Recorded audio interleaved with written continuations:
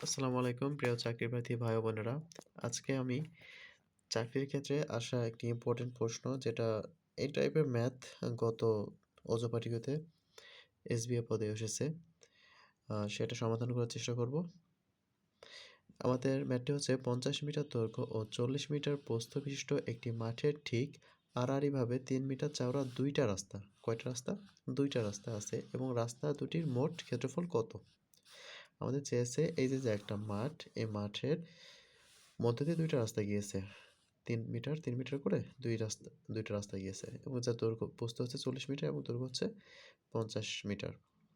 এখন এই যে রাস্তা, এই রাস্তার দৈর্ঘ্য আমাদের বা ক্ষেত্রফল আমাদের নির্ণয় করতে হবে। আচ্ছা, আমরা দৈর্ঘ্য ১ম এ হচ্ছে দৈর্ঘ্য বরাবর। দৈর্ঘ্য বরাবর সোজা রাস্তাটা, এখানে আর কোনো বাদ নেই। সোজা রাস্তাটা আমরা দৈর্ঘ্য বরাবর ক্ষেত্রফলটা নির্ণয় করি। সেক্ষেত্রে ৫০ দৈর্ঘ্য ৫০ এবং রাস্তার যে আরকি প্রস্থ সেটা হচ্ছে ৩ মিটার। আমার আসে ৫০ × ৩ ১৫০ বর্গমিটার। এবার প্রস্থের ক্ষেত্রে যদি আমরা আসতে চাই তাহলে প্রস্থের ক্ষেত্রে সম্পূর্ণ প্রস্থটা এদিকে আসছে। তবে এই যে এতটুক আমরা দৈর্ঘ্যের সময় নির্ণয় করে ফেলেছি। তার মানে এতটুক নির্ণয় করব, তবে এই এতটুক আমরা বাদ দিব। সেক্ষেত্রে দেখেন আমরা নির্ণয় করেছি ৪০ × ৩ মানে সম্পূর্ণটা দৈর্ঘ্য মাইনাস ৩ × ৩ এই যে এতটুকের বাদ দিলাম ৩ × ৩ সেক্ষেত্রে আসে হচ্ছে ১১১ মিটার, ১১১ বর্গমিটার।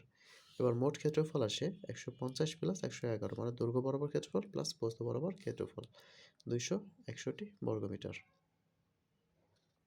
এবং আমরা যদি এটা শর্টকাটে করতে চাই ক্ষেত্রফল, সেক্ষেত্রে দৈর্ঘ্য প্লাস প্রস্থ ইন্টু ৩ মাইনাস ৩ × ৩ সেক্ষেত্রে ২৬১ বর্গমিটার।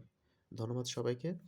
এরকম ইম্পর্টেন্ট আরও ম্যাথ, ইংলিশ আমাদের গ্রুপে দেওয়া হবে বা আমাদের আইডিতে দেওয়া হবে। আপনারা আমাদের সাথেই থাকবেন।